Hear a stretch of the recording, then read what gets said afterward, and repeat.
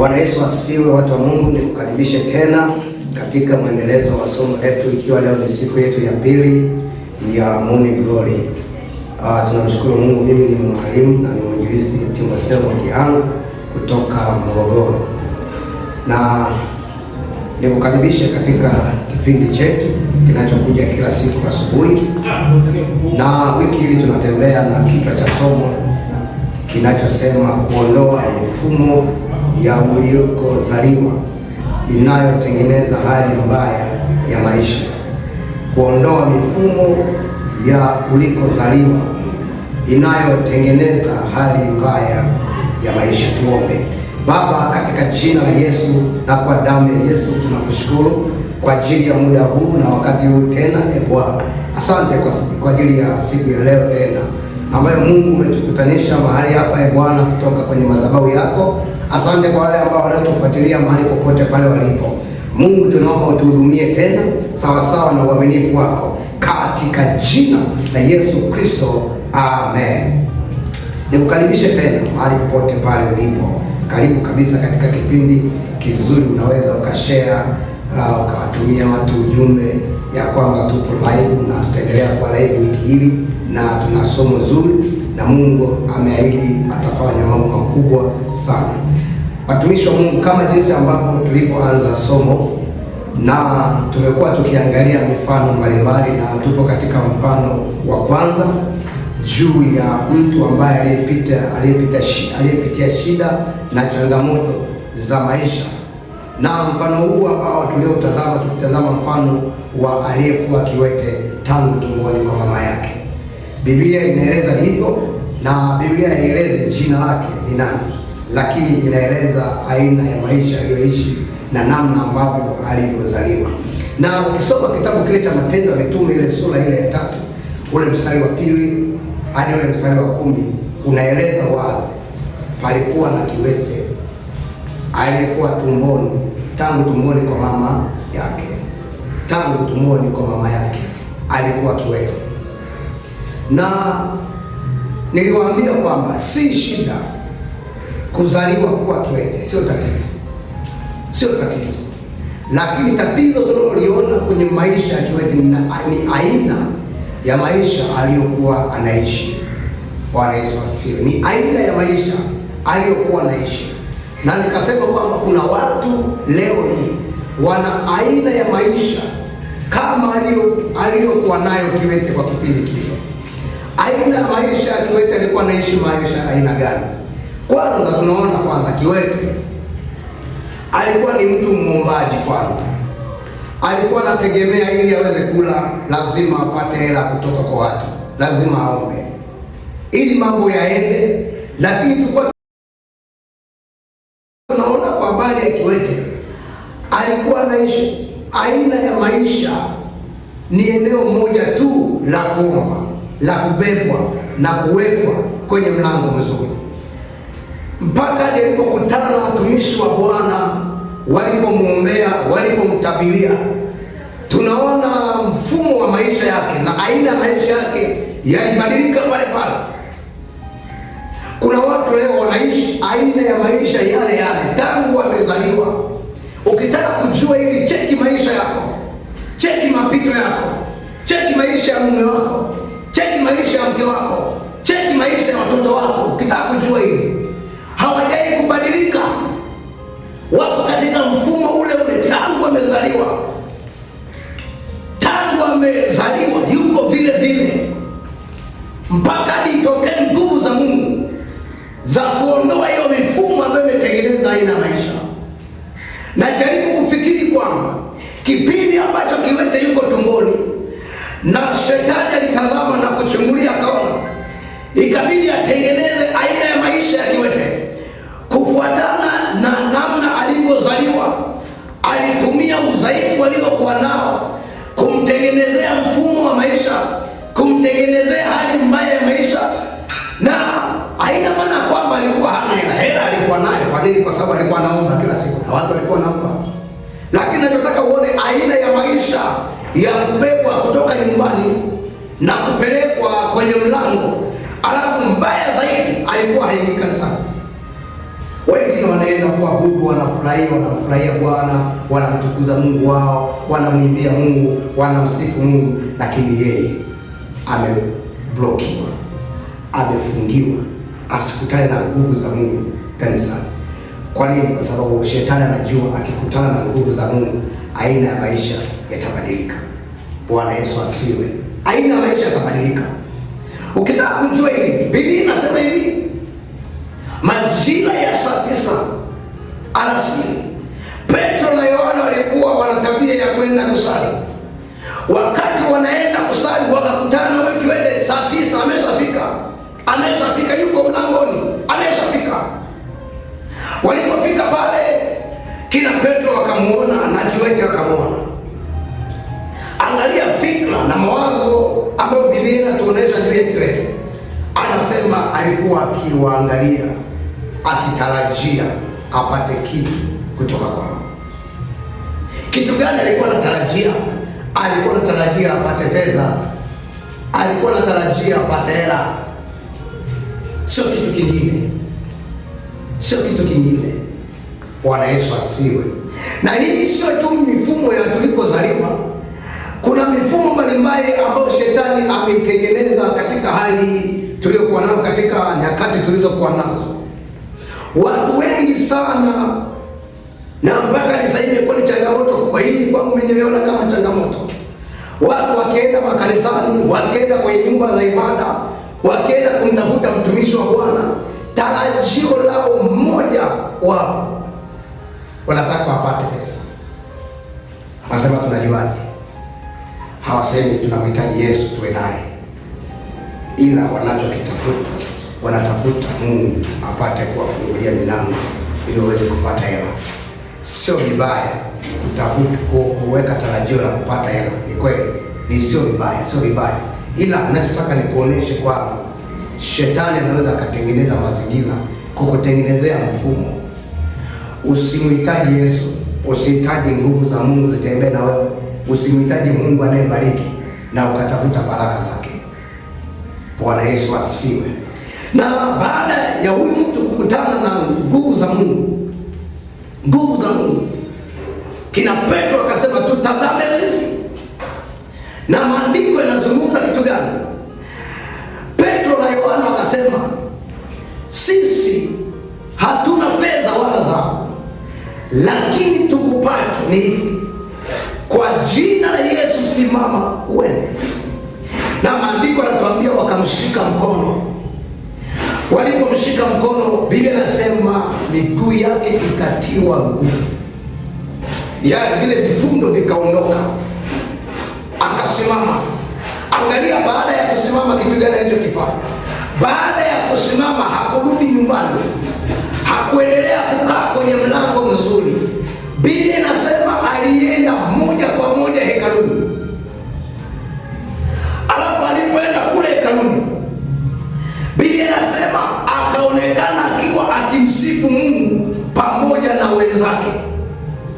Niliwaambia kwamba kuna watu wana vipawa vikubwa, kuna watu Mungu amewekeza vitu ndani yao, lakini mifumo ya walikozaliwa imetengeneza mazingira, imewatengenezea maisha mengine, na kwa sababu hiyo hawatumii kipawa walichokuwa nacho, hawasimami kwenye kile ambacho Bwana amewekeza ndani yao. Wana aina ya maisha mengine. Kuna namna ambavyo wanafanya ili waweze kupata pesa, kuna namna ambavyo wanafanya ili waweze kupata maisha mazuri, na kwa sababu hiyo hawajafanikiwa mahali popote. Kwa nini? Kwa sababu shetani amewabadilishia mifumo, amewatengenezea maisha mengine, amewatengenezea namna ambavyo waweza kupata hela, na kwa sababu hiyo hawapati kitu chochote. Kwa nini nakwambia kwa namna hii? Ninasema namna hii kwa sababu Biblia inasema hivi, kipawa ndicho kimfanikishacho mtu. Biblia inasema kipawa ni kama kito cha zamani machoni pake yeye aliyenacho, na kila kigeukapo mtu hufanikiwa. Kila kigeukapo mtu hufanikiwa. Na Biblia inaposema kila kigeukapo mtu hufanikiwa, maana yake kila kinapofanya kazi mtu hufanikiwa. Kwa hiyo mafanikio ya mtu yapo ndani ya kipawa alichokuwa nacho. Biblia inaeleza aina ya maisha ya kiwete. Alikuwa ni mtu ambaye anaomba hela, lakini kumbe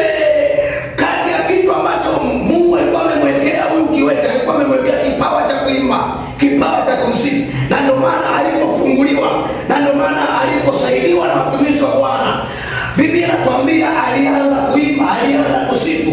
Na jaribu kufikiri kabisa kwamba mifumo ya alikozaliwa isingembana. Maana yake Biblia ingetuambia huyu kiwete alikuwa ni mwimbaji. Kama jinsi ambavyo kuna viwete wengi sasa hivi waimbaji, kuna wengine ni wahubiri, kuna wengine wanatumia vipawa vyao. Hawasimami barabarani kuomba pesa kama viwete wengine, lakini wanasimama kwenye mikutano ya Bwana, ya mikutano ya neno la Mungu, kwenye semina, wanaimba, wanahubiri, wanatamka, wanafundisha, na Mungu anawabariki kwa kupitia vipawa vyao. Na ndio maana nilikwambia tatizo sio kuzaliwa kiwete. Tatizo ni aina ya maisha ya kiwete aliyokuwa anaishi nayo. Tatizo sio kuzaliwa na udhaifu. Tatizo ni aina ya maisha unayoishi. Tatizo sio kuzaliwa jinsi ulivyo. Tatizo sio changamoto iliyokuwa nayo mume wako, mke wako. Tatizo ni aina ya maisha ambayo unaishi nayo. Hiyo ndio tatizo. Na mimi niko mahali kwa kukwambia, nitakufundisha zaidi. Niko mahali kwa kukwambia changamoto nyingi sana watu ambao wanapitia, maisha magumu watu wanapitia, vinasababishwa na mifumo ya walikozaliwa. Na ndio maana Biblia inaonyesha kwamba kiwete aliyekuwa kiwete tangu tumboni kwa mama yake. Maana yake ukiwete haukuanzia huko, ulianzia tumboni. Kwa hiyo kama ulianzia tumboni, maana yake na mifumo ya maisha ilitengenezwa tumboni. Bwana Yesu asifiwe. Bwana Yesu asifiwe. Utaelewa hii. Ngoja nikupe mfano kwa dakika 5. Nikupe mfano, tutaendelea na kesho. Nikupe mfano wa Yeremia. Kitabu kile cha Yeremia sura ile ya kwanza. Kitabu kile cha Yeremia sura ya kwanza mstari wa 4 na wa 7 hadi wa 7. Kitabu kile cha Yeremia sura ile ya kwanza mstari wa 4 hadi ule mstari wa 7. Nikuoneshe kitu hapo, alafu tele tukaombe. Yeremia 1:4 hadi 7. Yeremia 1:4 hadi 7. Biblia inasema hivi: neno la Bwana lilinijia kusema, kabla sijakuumba katika tumbo nalikujua, na kabla hujatoka tumboni nalikutakasa. Ngoja niweke pause hapo. Mungu anamwambia Yeremia, kabla sijakuumba Yeremia nalikujua, nilikufahamu kwanza wewe ni nani. Anajaribu kumwambia wewe, nilikufahamu tangu sijakuumba, tangu sijakutengeneza, nalikujua.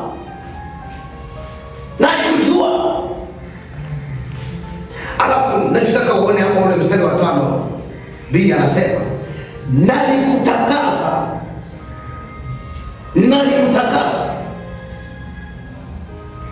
Tangu tumboni kwa mama yako nalikutakasa. Ninataka uone hapa kwamba Mungu anasema kabla sijakuumba. Kwa hiyo tunajaribu kufikiri kwamba Yeremia aliumbwa na Mungu, mwanadamu anaumbwa na Mungu. Swali la kujiuliza, je, Mungu anaumba kitu kichafu? Mungu anatengeneza kitu kichafu? Na kama Mungu anatengeneza kitu kitakatifu, kwa nini amtakase Yeremia akiwa tumboni? Ndio utaelewa ukiunganisha na aliyekuwa kiwete tangu tumboni kwa mama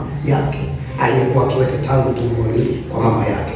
Kama kiwete baada ya kukutana na nguvu za Mungu akaanza kuimba, maana yake Mungu alimuumba kiwete ili awe mwimbaji. Lakini kabla hajaimba alianza kuomba kwanza.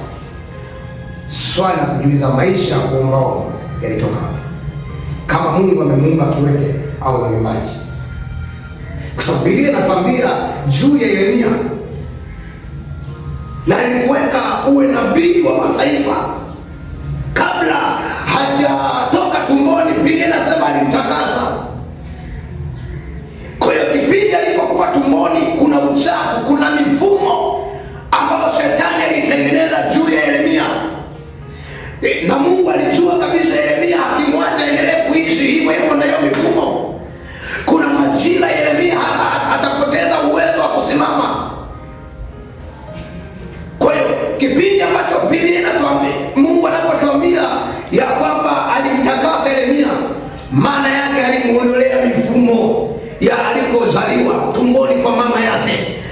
kuna mifumo alipitisha shetani kule ili iweze kumbana Yeremia. Na ndio maana wasoma Biblia wanaelewa ya kwamba kipindi ambacho Yeremia anatafutwa na Mungu, anamwambia wewe, sikiliza, wewe ni nabii wa mataifa. Angalia kitu ambacho Yeremia alikuwa anaeleza. Anasema mimi haiwezekani niwe nabii wa mataifa, kwanza mimi ni bado mtoto mdogo. Na Mungu anamwambia Yeremia, sikiliza, usiyoseme neno hilo, usijione wewe ni mtoto, wewe ni nabii wa mataifa, wewe ni nabii wa mataifa, sio mtoto mdogo kwa namna unavyojiona. Nisikilize vizuri nikwambie, aina ya maisha aliyokuwa anajiona Yeremia ilitokana na mifumo ya alikokuwa anazaliwa. Alikozaliwa ilimbana kumuonesha ya kwamba huyu ni mtoto mdogo, hawezi kufanya kitu chochote, hawezi kuwa mtu mkubwa, hawezi kuwa mhubiri wa kimataifa, kama jinsi ambavyo kuna watu ambavyo wanajiona ya kwamba hawawezi kufanya biashara, hawawezi kumtumikia Bwana, hawawezi kuimba, hawawezi kujenga nyumba nzuri, hawawezi kujenga ghorofa, hawawezi kununua magari, hawawezi kuwa watu wakubwa. Kwa nini? Kwa sababu ni mifumo ya adui huwa inatengeneza mazingira ya kubana fikra za mtu. Sawa sawa na neno la Bwana, huyu aliyekuwa tumboni alibanwa kifikra ya kwamba yeye hawezi kuimba, kina anachokiweza ni kimoja tu, anaweza kuomba pesa na akapata pesa, anaweza kuomba sadaka na akapata sadaka. Lakini swala la kuimba, fikra zake zilikuwa zimebanwa na mifumo ya alikozaliwa. Na mimi niko mahali hapa kukuombea katika jina la Yesu Kristo. Wiki hii acha Bwana aondoe mifumo ya adui ambayo imetengenezwa tangu tumboni kwa mama yako, tangu ulikozaliwa. Na mimi nataka nitafute watu ambao wenye imani hapa, wanaosema mtumishi wa Bwana, tuko tayari kuomba. Wiki hii tutakuwa mahali hapa, tutaendelea kuomba na tutamwambia Bwana atuondolee hiyo mifumo. Kama kuna mifumo mibaya imetengeneza maisha mabaya, wiki hii ni wiki ambalo tutaondoa kwa jina la Yesu na kwa damu ya Yesu Kristo. Nimekuja kutangaza hapa kama nabii wa Bwana. Mungu aliyemtembelea Yeremia, Mungu aliyemtakasa Yeremia, Mungu aliyemsaidia yule kiwete kubadilisha aina ya maisha aliyokuwa nayo kutoka kwenye kuombaomba mpaka hadi kumsifu Bwana.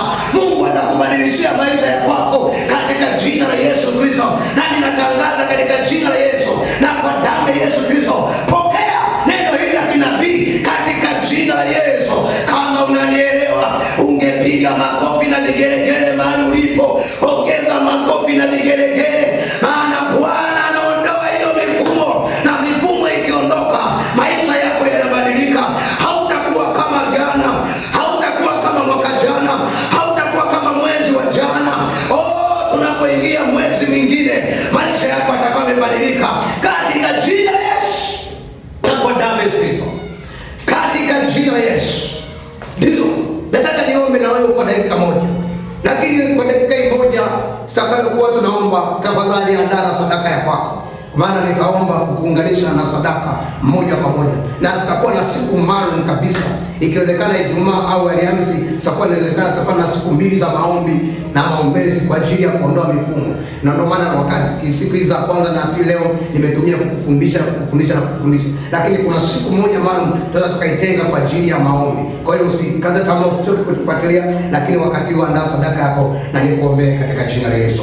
Baba, katika jina la Yesu na kwa damu ya Yesu Kristo, asante kwa sababu wewe ni Mungu, asante kwa sababu wewe ni Bwana. Sifa, heshima na utukufu ni za kwako Baba, katika jina la Yesu. Ninaomba Baba uthibitishe neno hili la kinabii Bwana, mifumo inayotesa watu ipate kuondoka katika jina la Yesu Kristo. Pokea kwa damu ya Yesu Kristo. Mungu aikumbuke sadaka ya kwako, Mungu akumbuke utumishi wa kwako, Mungu akufungue, Mungu akubadilishie aina ya maisha unaoishi. Mifumo ambayo imekamata maisha yako ipate kuachia katika jina la Yesu. Pokea baraka za Bwana na Mungu awabariki sana. Mungu awabariki. Namba za sadaka zikapita hapo na sadaka itatufikia moja kwa moja. Niwakaribisha tena siku ya kesho, tutaendelea hapa kwenye prayer team. Amen.